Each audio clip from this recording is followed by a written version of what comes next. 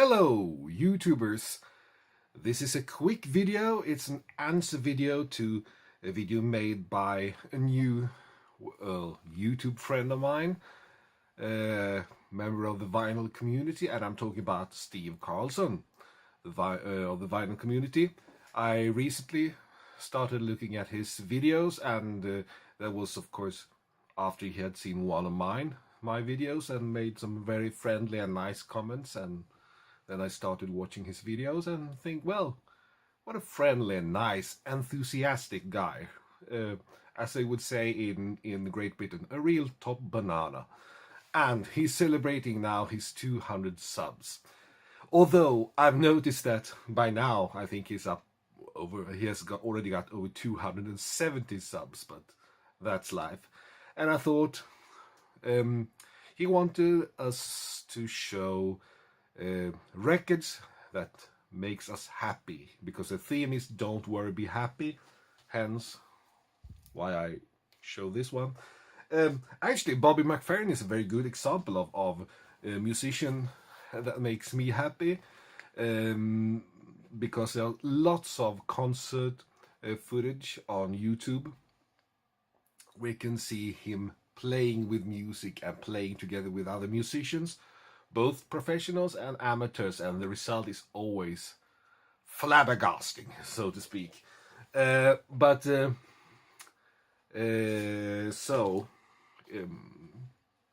Cheers for Bob McFerrin.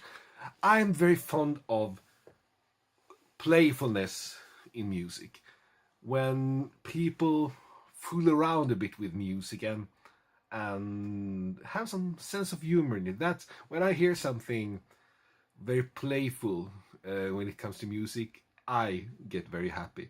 And I'm going to show you 5 examples of that here. And it's very difficult to pick.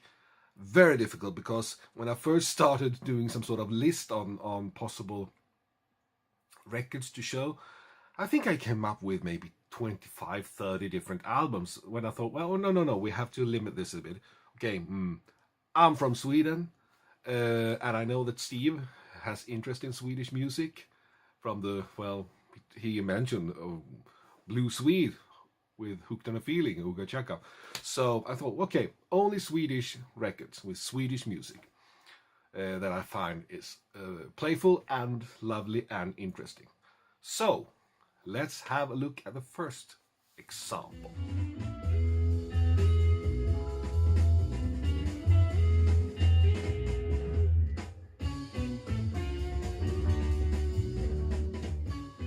This is a band from Uppsala, Samla Mammas Manna, a prog rock group from the 1970s.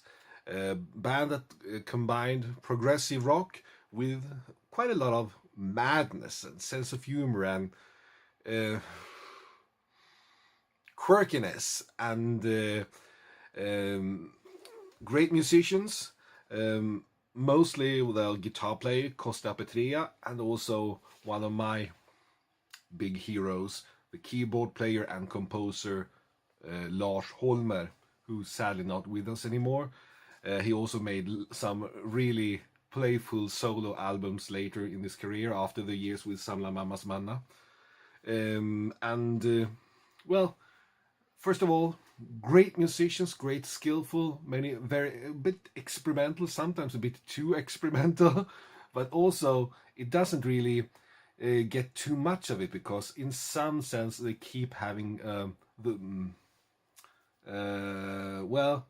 idea that, okay, this is fun, this is supposed to be fun, let's not take this too seriously. It has to be a bit playful, a bit cheeky perhaps, and that's one reason why I get so happy listening to this album, Måltid by Samla Mammas Manna. I think it's from 1974, I think. Not sure, I have to check. It's on the Silence label. 73 actually. Okay, Samla Mammas Manna. Very sought after by collectors today. International collectors as well. And time for the second record.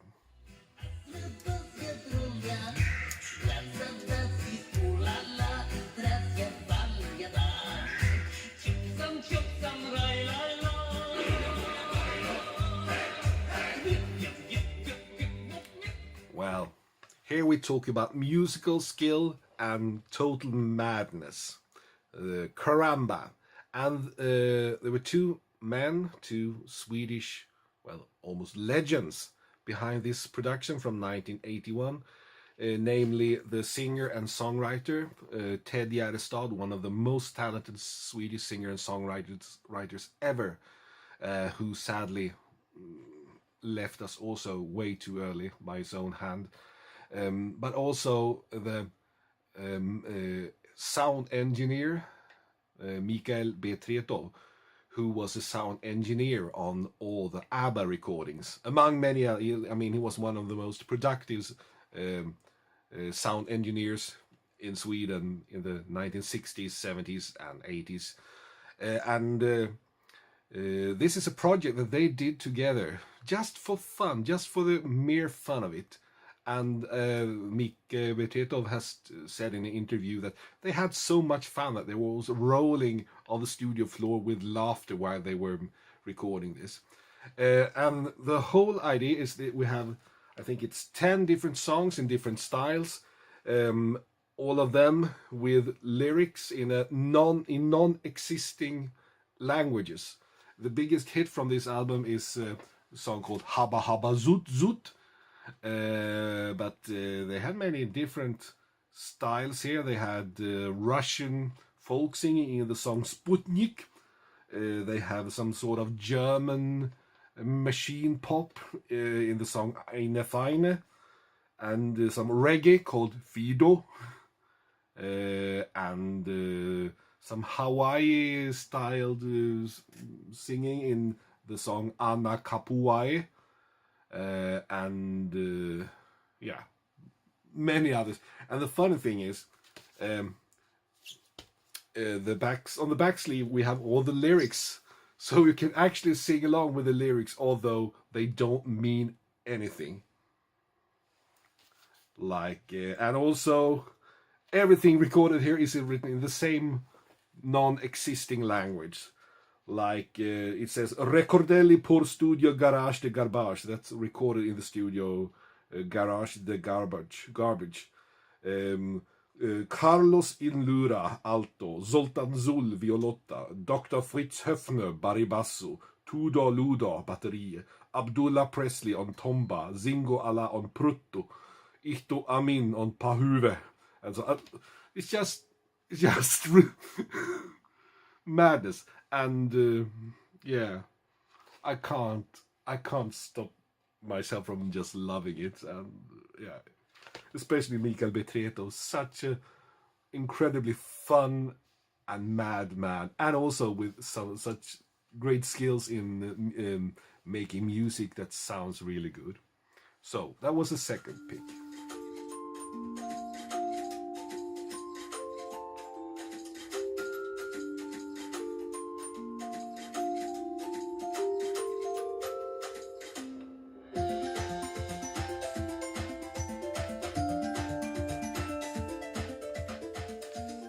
Number 3 is the Gothenburg-based group Vintergatan, and now we talk about a more recent album.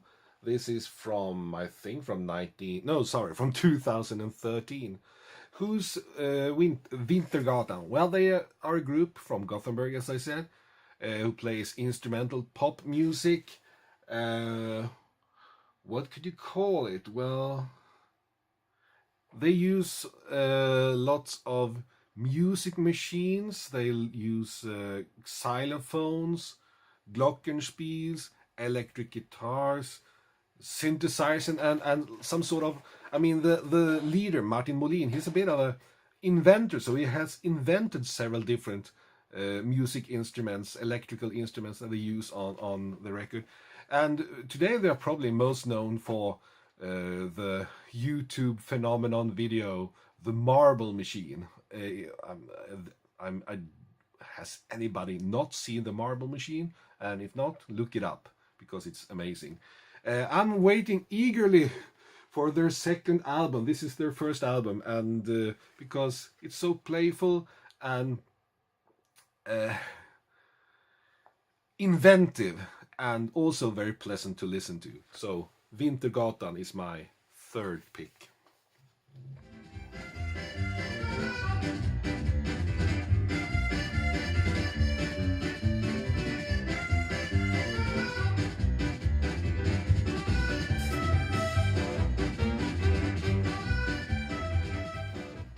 fourth pick is a Stockholm-based band called Aston Reimers Rivaler. They were formed in the late 1970s and they played up until the late 1980s. They had their best years in the early 80s. And they were like a collective of street musicians with some of them were punk rock musicians, some of them were prog musicians, others were jazz musicians, and I think reggae musicians and prog rock musicians, all bundled together into a very nice mix that could play almost any kind of music style. And that's nice and jolly, of course, but I think the most important thing about this group was the fact that they had lots of humor in their lyrics, and they often were a bit cheeky because they made songs about the right to be lazy and skip work, and another song about shoplifting and being happy about it. And yeah, I mean, it has a punk attitude, but with lots of, I mean, yeah, cheeky punk attitude, but with more sense of humor than most of the punk rock bands. I mean, they aren't really famous for being comedians in the punk movement, and I think the members of this band, even if they were a bit punk in their attitude and mind, they were maybe a bit old back then to be part of the punk movement. But I love their playfulness as well. Aston Reimers Rivaler. This is their most successful album, Tvål, from that means soap, because they had a big hit called Soap from 1982. 1981, sorry.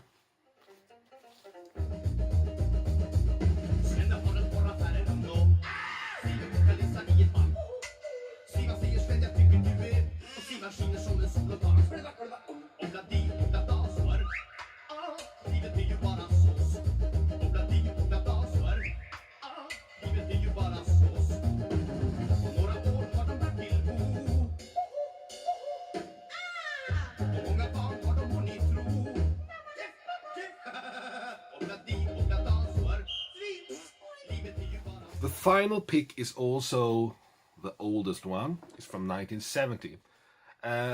But let's start by talking about the American crazy music group Spike Jones and the City Slickers, active in the 1940s and 50s mainly. They were totally mad, probably the maddest group that's ever existed, especially in the United States. There was a Swedish group in the 1960s called Gå Runt Show, they were very inspired by Spike Jones and the City Slickers, and they had some minor hits in the 60s and bigger hits in the late 60s, and their leader, singer, and most famous member, Bernt Dahlbeck, later became a solo artist. Very good at doing parodies and changing his voice and yeah, I mean, he was like a voice master. He could do lots of interesting things with his voice, and at his best he was amazing. And this is the group's last album, and I think their first and their last. No, not their last, because there were later albums where they call themselves Gå Runt Show, but it was really solo albums by Bernt Dahlbeck. But this is their album from 1970, and it's also called Gå Runt Show, and it consists of some amazingly good parodies of the current pop songs, it's like with a good parody. If you hear a good parody, you can't really listen to the original without thinking of the parody and start laughing. And that's the case with many of the parodies on this album. Like, they have the best version of Serge Gainsbourg and Jane Birkin's Je t'aime moi non plus, this porno song that was very popular in the late 60s. Their parodies is, I mean, you can't hear the original after that. Many good parodies of current Swedish pop songs, but also here we have a totally mad Spike Jones inspired version of Obladi Oblada by the Beatles. I mean, imagine if Spike Jones and his City Slickers had been around in 1968 to do a parody of Obladi Oblada. That's probably what it would have sounded like, and it's amazing. So very playful, very mad, and lovely. Uh, yes, that was the 5 records. Well, a story on what brings me joy to listening and collecting music. I'm not sure if I have any story really, but I have some thoughts. When I was 3 years old, well, this is a bit of a story because we go way back in time. I've been told that I was walking around humming do do do do do do do do by Beethoven when I was 3 years old, because I've heard Exception, the Dutch pop band, making their version of that classical masterpiece, and I didn't even know that it was supposed to be classical music. I thought it was just instrumental pop because that's what it sounded like. I've always been a fan of music styles that are mixed, and when you mix 2 different styles, something interesting might come out the other end. Also to be curious about music is like being a bit curious on life. And I think also music has given me so many wow experiences through the years. I cannot count them all. More wow experience than anything else in life. We can blame music. And the great thing is the wow experiences keep coming. Even more since I joined the vinyl community.